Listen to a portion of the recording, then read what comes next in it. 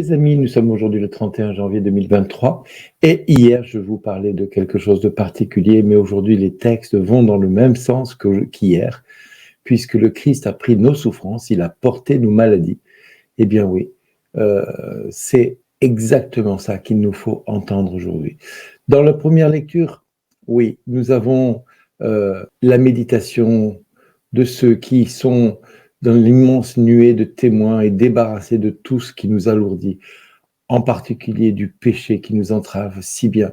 Courons avec endurance l'épreuve qui nous est proposée, les yeux fixés sur Jésus, qui est à l'origine et au terme de la foi. Renonçant à la joie qui lui a été proposée, il a enduré la croix en méprisant la honte de ce supplice. Il siège désormais à la droite de Dieu. Méditez l'exemple de celui qui a enduré de la part des pécheurs une telle hostilité. Et vous ne serez pas accablés par le découragement. Vous n'avez pas encore résisté jusqu'au sang dans votre lutte contre le péché. Et oui, frères et sœurs, ces textes me plaisent beaucoup. Mais qui parmi nous avons conscience que nous sommes à l'aube d'une ère où les chrétiens vont devoir se lever et se déclarer en faveur de Jésus. Oui, si Christ a pris nos souffrances et qu'il a porté toutes nos maladies, nous rappelle l'évangile de Matthieu, chapitre 8, verset 17, c'est pas pour rien. Et hier, je vous disais que si Jésus a donné sa vie pour nous libérer, c'est le moment ou jamais de le reconnaître et de le confesser.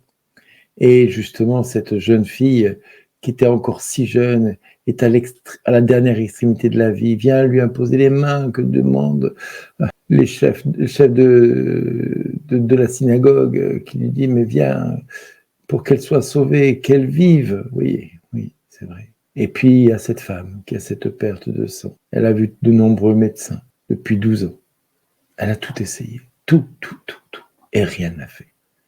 Rien n'a strictement rien fait. Alors oui, elle a rencontré vraiment ce gros problème dans son cœur. C'était quelque chose de terrible parce qu'elle ne s'en sortait pas. Elle ne s'en sortait pas. Alors elle est allée se rapprocher de Jésus. D'abord, elle a dépensé tous ses biens sans avoir aucune amélioration.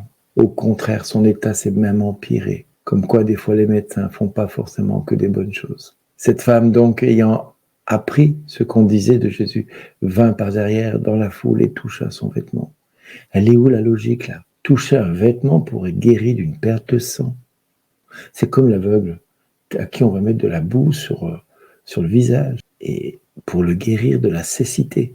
Il n'y a pas de logique. Et elle dit, si je parviens à toucher seulement son vêtement, je serai sauvée. Et au moment où elle toucha, à l'instant même, l'hémorragie s'arrêta. Et elle ressentit dans son corps qu'elle était guérie de son mal. Elle n'avait pas besoin d'aller vérifier. Elle le savait. Dans son corps, elle savait que Jésus avait agi avec puissance.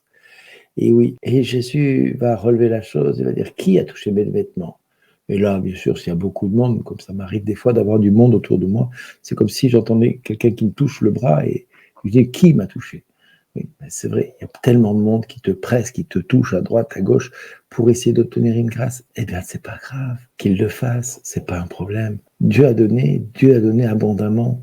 Ce n'est pas pour nous. Et les disciples vont dire à Jésus, tu vois bien que c'est la foule qui t'écrase. Et tu demandes qui m'a touché. Alors de dire, mais franchement, Jésus, là, tu pentailles, là, tu fais n'importe quoi. Et lui verra cette femme toute tremblante, saisie de crainte. Sachant ce qui lui était arrivé, elle va se jeter à ses pieds et lui dit toute la vérité. Alors Jésus lui a dit, ma fille, ta foi t'a sauvée. Va en paix et sois guérie de ton mal. C'est grand, vous en conviendrez. Comme cette jeune fille de 12 ans qui est morte et où on va venir chercher Jésus et puis à un moment donné, mais ne dérange pas le maître, ta fille vient de mourir. Oui. Et Jésus ne s'arrête pas aux circonstances humaines. Il ne s'arrête pas quand on voit les choses s'arrêter et devenir impossible. J'étais dans un grand rassemblement et le Seigneur me montra une jeune femme un jour. Quand je lui posais la question, mais qu'est-ce qui t'est arrivé? Elle me dit, j'ai pris un médicament et depuis je suis paralysée. Ah, mais tu as quel âge? J'ai 48 ans. Ok. Mais ce médicament, tu l'as pris il y a quelque temps? Il y a combien de temps? Elle me fait, j'avais 8 ans. Oh, dans ma tête, ça fait, c'est foutu. C'est foutu. C'est terminé. Et au même moment, j'ai entendu Dieu me dire, pour toi ou pour moi? Oh, pardon, Seigneur. Et alors, j'ai levé les 2 cale-pieds et je lui ai dit, maintenant, au nom de Jésus, lève-toi et marche. Et elle s'est mise debout. Ça m'est arrivé plusieurs fois de lever des personnes de fauteuil roulant. Et chaque fois, je suis surpris comment Dieu s'y prend. Et parfois, Dieu n'agit pas tout de suite. Il agit quelques jours plus tard, quelques semaines plus tard. Je ne sais pas pourquoi il fait ça. Dieu le sait. Alors, si aujourd'hui tu as quelque chose à demander au Seigneur, sois confiant. Sois cette femme qui va s'emparer de la guérison en touchant la frange du manteau de Jésus. Empare-toi de cette guérison. Va la chercher auprès du Seigneur. Et Dieu va venir te visiter et te guérir. Voilà mon frère, voilà ma sœur, le message du jour. Lève-toi et reçois ta guérison. Soyez bénis au nom de Jésus. Merci d'exister. Au revoir.